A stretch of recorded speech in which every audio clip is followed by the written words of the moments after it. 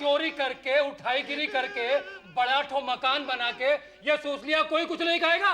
कोई चोरी नहीं किया साहब, कौन झूठा खबर दे दिया आपको। और साला तू सोचता है अपने इन साथियों के साथ टोली बना के ग्रुपबाजी कर लेगा? ये बता पैसा कहाँ से आता है तुम लोगों के पास? मुझे पूरी रिपोर्ट चाहिए। इस सालों तीनों की आंख फोड़ डालूंगा मैं। नहीं साहब नहीं, ये तो ताड़ी भाग बेच के पैसा कमाया और कोई गलत काम नहीं किया साहब, भैया कसम साहब। तो तुम लोगों का हरिमंडल गिरोह से कोई लेना देना नहीं है? नहीं माई बाप, हमरे कुछ नहीं मालूम छे माई बाप, हम तो भैया के संग गए छे। हम तो गांव के लोग हैं साहब, हमारा कोई मंडल नहीं है। हरिमंडल गिरोह को सफाया करने का जिम्मा लिया मैंने। उसका सरगना कौन है? उसकी मंडली में कौन कौन लोग हैं? हमको नहीं पता। कैसे नहीं मानेगा तू? शंभू जी साहब। तेजाब लेके आ। नहीं साहब नहीं। पकड़ो साले को। नहीं नहीं।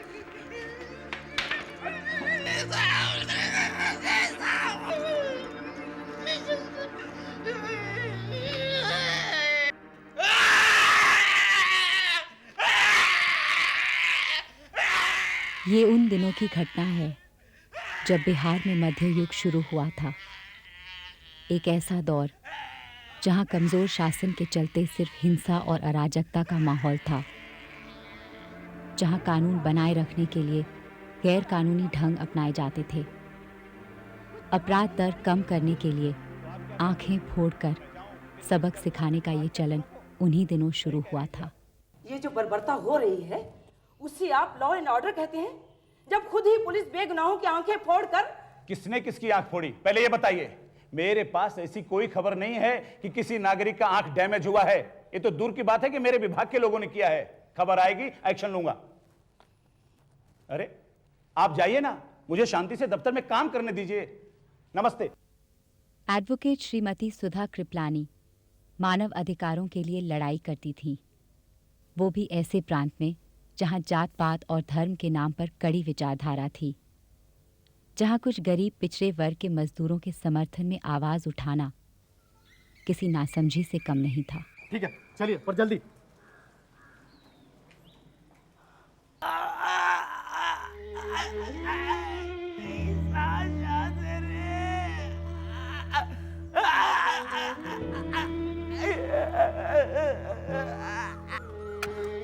अरे क्या कर रही हैं आप? अरे काहे रोक रहे हैं? आपको पैसे दिए हैं नाम जाने के लिए? पैसे दिए हैं ठीक है, लेकिन वो बाहर से देखने के लिए, अंदर से नहीं। देखिए हमारी नौकरी को खतरा पड़ सकता है, आप समझती क्या नहीं? और पैसे चाहिए का? 100 रुपया देंगी तो भी नहीं, साहब ने सख्ती से मना किया। देखो 2 मिनट नहीं जाने। बिल्कुल नहीं, पता चल गया तो बड़ी मुश्किल हो जाएगी। आप समझती क्या नहीं? चलिए चलिए चलिए, देख लिया ना आप, चलिए चलिए चलिए। अरे बहुत हो गया, चलिए। अरे ये तो बताइए कि उनके घर से कोई आया है या नहीं? अरे कौन नहीं आया, चलिए आप। सुबह से कोई मिलने नहीं आया है, आपने उनके घर में इतला किया है या नहीं? डर के मारे कौन नहीं आया होगा, आएगा भी कहे। चोर का सगा संबंधी कौन कहलाना चाहता है क्या?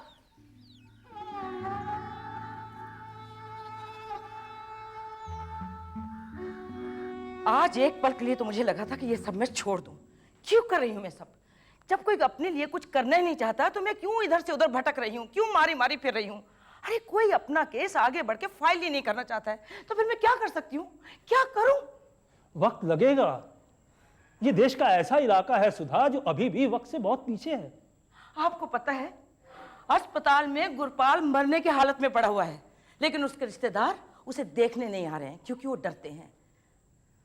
पता नहीं और कितनी आंखें अंधी हो जाने के बाद सबकी आंखें खुलेंगी।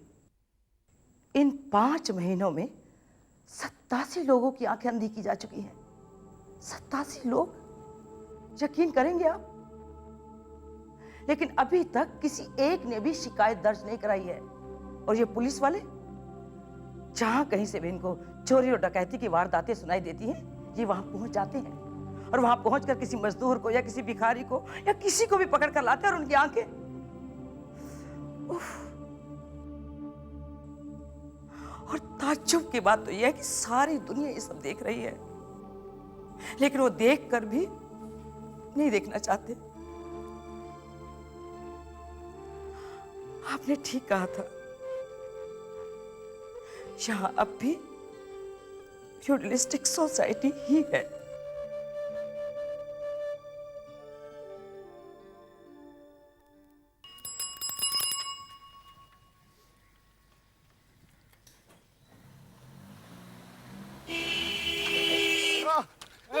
भुलवा नाम है तेरा ना? हाँ मालिक, भुलवा साहू। ये ले चलो बहन। पर क्या गलती हो गई बंद कर दो सालो। मालिक अब देख गुरुपाल ने अपने मंडल के सभी लोगों के नाम दे दिए हैं, उसमें नाम सबसे तेरा ऊपर है। क्या गलती हो गई? चलो साले को। मालिक उनको छोड़ दो मालिक। नुक्कड़ पे दुकान तिवारी का है ना? ओ मालिक, पिछले सोमवार को तुम उनकी दुकान पर जाकर क्या बोला रे? जरा हम भी तो सुने। कुछ नहीं मालिक। मालिक हम कुछ उल्टा सीधा नहीं बोले। तुम बोला साला कि वो अपना लोगों को अच्छा दाल चावल देता है, वो तुम लोगों को कीड़े मकोड़े वाला। ये अपना लोग कौन होता है बे? वो मालिक हम नीची जाति के हैं ना, तो तिवारी बहुत ऐसा करता है हमारे साथ, तो हम कुछ बोलते हैं। तुम अपने 4 लोगों के ले जाके उनकी दुकान पे जाके उनको धमकाया है? बहुत हिम्मत आ गया है तुम लोगों का है? यहीं से तो ग्रुपबाजी शुरू होता है। नहीं मालिक, वो हमेशा ऐसा ही करते हैं, सबको कचरा सामान दिया, ऊपर से पैसा रख लिया पूरा का पूरा। यही पूछने हम गए थे मालिक, धमकी नहीं दी है। साला गुंडा पार्टी बनाकर लोगों को डराता है, लोगों को धमकाता है। अरे हमको ऊपर से बड़े साहब का सख्त आदेश नहीं होता ना तो मुठभेड़ में मार देता। नहीं मालिक, नहीं मालिक, माफ कर दे मालिक। शंभू ले जाके आँख फोड़ भैंस की। नहीं मालिक, नहीं मालिक, आँख मत फोड़ो मालिक, बचाओ आपको मालिक, माफ कर दे मालिक। अरे पकड़ो साले को। नहीं मालिक, आँख मत फोड़ो मालिक, बचाओ आपको। नहीं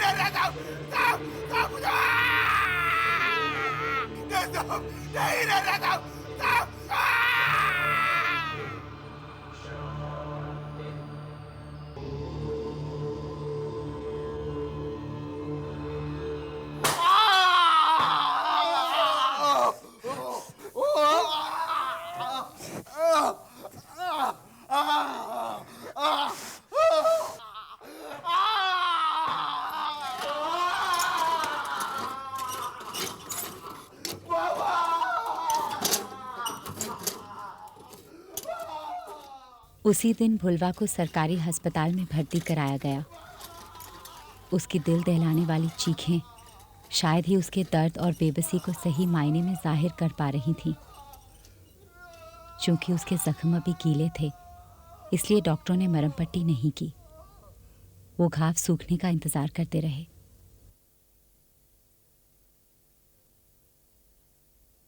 अरे यहाँ क्या कर रहे हैं जी? चलिए इधर, चलिए। यहाँ भीतर हमारे बेटवा हो साहब। बुलवा साहब सुना वो चोरी करत रही तो साहब ने उनका आंख निकाल लिए सजा दे के वास्ते। अब कहाँ है वो? मालिक मिलने दो ना। अंदर से नहीं देख सकते, बाहर से देख सकते हैं। मेहरबानी, बहुत मेहरबानी मालिक। आ जाओ, आ जाओ। अरे पर पैसा लागी।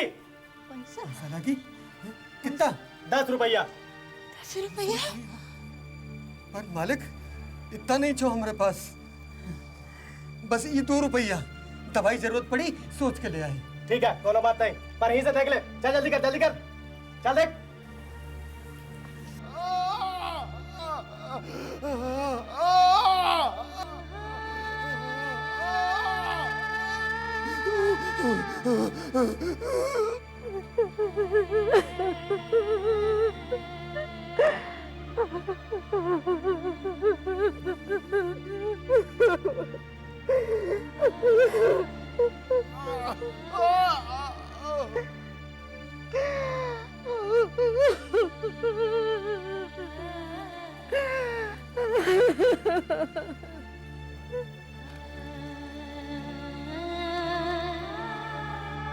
ऐसे तो अच्छा था वो कमर में डालते। कैसा बड़ा बड़ा फपोला पड़ गया है उसका मुख में। कैसे दवाई दारू करेंगे हम? कहाँ से करेंगे? बोलो भैया। वो ससुरा खुद ही अपनी आफत बुलाया। हम कहता हूँ क्या जरूरत थी वो तिवारी की दुकान पर जाके कहने की कि चावल ऐसा है, दाल वैसी है। अरे यही सब खाकर तो बड़ा हुए ना अभी तक। हम कहता था यू बड़ा बड़ा लोगों से दूरी ठीक है भैया। नहीं, लो जाओ जाओ और उस तिवारी से जुबान लड़ाओ, चौबे से जुबान लड़ाओ। वो सब लोग मिश्रा से कह के अंधा करवा दिया ना, हुआ मरो तुम। अब चुप भी करो। अरे काय चुप करे? हमारा जवान लड़का उस साला लोग अंधा कर दिए। जाके देख कहीं से बड़बड़ा दे मार अरे क्रोध मिटवा नहीं सहा जाए दर्द और नहीं सहा जाए। महावीर है महावीर, डॉक्टर तुझे सुई लगाया मुझे काहे नहीं लगाया रे? बाबा है माँ बाबा का क्या हाल हुआ होगा? डॉक्टर साहब मेहरबानी करो माय बाप। अगले कई दिनों तक भुलवा को वहीं रखा गया। किसी को उससे मिलने की इजाजत नहीं थी। दूसरी तरफ गुरपाल पर चोरी और डकैती का इल्जाम मढ़ दिया गया। जेल से उसे इलाज के लिए अक्सर अस्पताल लाया जाता था। यहाँ श्रीमती कृपलानी को आखिरकार उससे मिलने का मौका मिल ही गया। हम हाथ जोड़ते हैं मैडम साहब, आप चले जाइए, हमें कुछ नहीं बोलना कहना। हमसे गलती हुई, हम पुलिस के डर से भुलवा, महावीर और बलीचंद का नाम बता दिए। उनकी कोई गलती नहीं है, उन्हें छुड़ा दीजिए। अगर आप हमारी मदद करना चाहती हैं तो इतना ही कर दीजिए। देखो गुरपाल, मेरी बात ध्यान से सुनो। अगर तुम कानून से गुहार करोगे ना तो वो तुम्हें सिर्फ मुआवजा ही नहीं बल्कि उसके हमारी आंखें तो हमको वापस नहीं मिल सकती ना मैडम साहब। ऐसे ही अब कुछ नहीं हो सकता है, हमका कुछ नहीं चाहिए। चलो कुछ नहीं चाहिए, बहुत हो गया, चलो कुछ नहीं चाहिए। श्रीमती कृपलानी का हर प्रयास असफल हो रहा था। अन्याय के खिलाफ अपनी लड़ाई में वो बिल्कुल अकेली हो रही थी, पर फिर भी उन्होंने हौसला नहीं हारा और वो अगले दिन भुलवा के पिता लखिया से मिलने गई। पर वहां पर भी तो क्या करें, जाके पीटे वो दरोगा को। अरे अब लड़का लोग है, गिरोह टोली बना के घूमता था, परेशान करता था सब बड़ा जात वालों को। पुलिस ये सब नहीं चलने देती, तो फिर सहो। तो मतलब तो ये हुआ कि पुलिस ने जो भी किया वो ठीक किया, यही कहना चाह रहे हैं ना? मैडम साहब, हमें कोनो शिकायत नहीं है किसी दरोगा पुलिस से। कोई पैसा मुआवजा नहीं देखना हमको। अभी एक बेटा अंधा हुआ है, बहुत है। जब तक आप लोग ऐसे ही सोचते रहेंगे ये सब कभी खत्म नहीं होगा, यूं ही चलता रहेगा, बिल्कुल इसी तरह। लेकिन मैं चुप नहीं बैठूंगी। पर श्रीमती कृपलानी की कोशिशों के बावजूद कुछ नहीं हुआ। भुलवा समेत दोनों महावीर और मोती को 15 दिन अस्पताल में रखने के बाद पुलिस ने उन्हें वापस जेल भेज दिया और आंख फोड़ने की घटनाएं जारी रही। सारे देश में खबर फैल चुकी थी, मगर सब यही मानते थे कि अंधे किए जाने वाले या तो खूनी थे या खूंखार डकैत। यही वजह थी कि महीनों बाद भी किसी ने जांच पड़ताल की जरूरत नहीं समझी।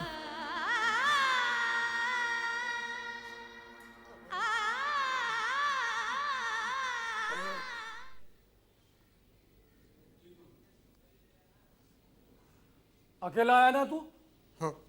हो मालिक। शंभू, जा इसको भुलवा के पास लेके जा। ठीक है साहब। सब ठीक तो है ना माई बाप? आंखों में जख्म था उसकी, इलाज कराना पड़ेगा उसका। मर जाएगा नहीं तो वो। नहीं नहीं मालिक, नहीं, हम बिटवा का इलाज कराऊंगा। का हुआ? उका हालत बहुत खराब है का जी। जाके खुद देख। शंभू, लेके जा इसे। ठीक है साहब, चल लिखिए, चल।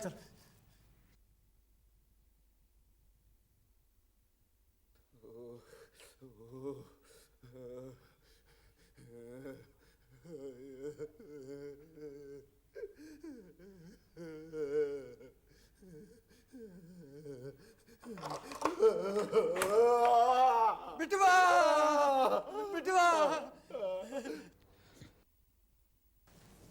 कितना वक्त दिया है डॉक्टर ने? डॉक्टर साहब बोले कुछ कह नहीं सकते, उसकी आंख बड़ी खराब है। काका, कितने लोग थे जेल में? बहुत सारे। पूरा गली में जितना कमरा था सब में हमारा भुलवा जैसा बच्चा लड़का था। और ज्यादातर सबकी आंखें। हाँ, सारे लड़कन को कैद करके रखा था मैडम, सब अंधे थे। आँख की जगह फपोला था या बड़का ठो गड्ढा। मैडम साहब, हमको ऐसा लागत है जैसे हम कोई नरक देख के आए। उनको छुड़वा दीजिए मैडम। हमरे जैसे उनके भी माँ बाप होंगे जो इंतजार कर रहे हैं लौटने का। लाखन काका, ये सब इतना आसान नहीं है। पहले हमें पुलिस के खिलाफ केस दायर करना होगा। पुलिस के खिलाफ? हाँ लखिया काका, जिन लोगों ने आपके बेटे की ऐसी हालत की है उन्हें भी तो सजा होनी चाहिए ना। उन्हें जेल होनी चाहिए कि नहीं? तभी तो इंसाफ होगा ना। उस साले की आंख में भी तेजाब डाल देना चाहिए, तभी अच्छा रहेगा। ये सब नहीं होगा, लेकिन उन्हें सख्त से सख्त सजा दी जाएगी अगर आप लोग मेरे साथ हैं, है ना? लेकिन मैडम साहब, अगर पुलिस वालों ने हमारे घर वालों के साथ कुछ... लखिया काका, वो और क्या बुरा कर सकते हैं आपके साथ? अरे आपके इकलौते बेटे को उन्होंने जीते जी मार ही दिया ना, एक तरह से मार दिया ना लखिया काका। मैं जानती हूँ लखिया काका, ये सब आपके लिए आसान नहीं है। काका, अगर आप ऐसा करते हैं तो ये भी तो हो सकता है कि आपके साथ और लोग भी केस दायर करने को तैयार हो जाए, फिर आपका कोई कुछ नहीं बिगाड़ सकता।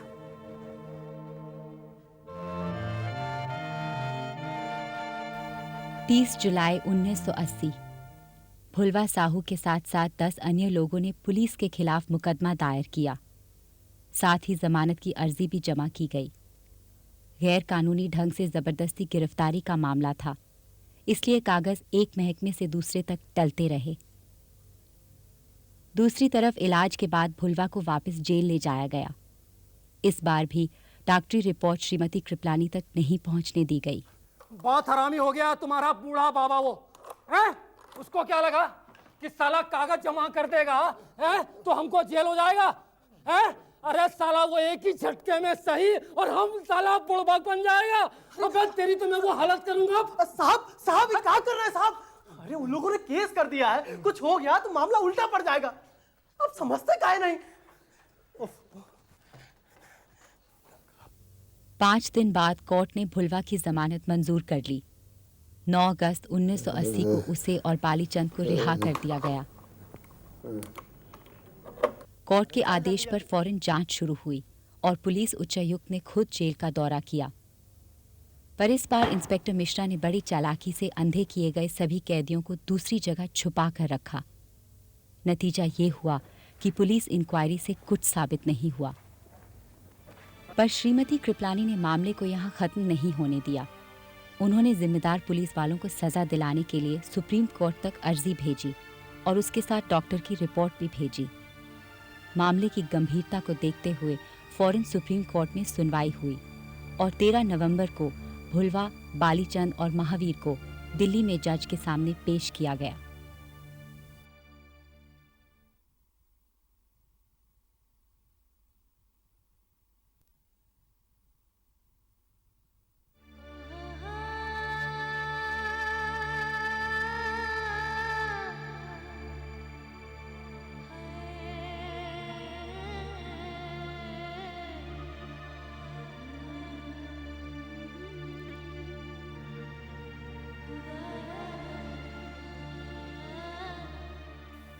अदालत के आदेश पर भुलवा और बाकी बंदियों को इलाज के लिए अस्पताल भेजा गया, जिसमें उनके इलाज का पूरा खर्च बिहार सरकार ने वहन किया।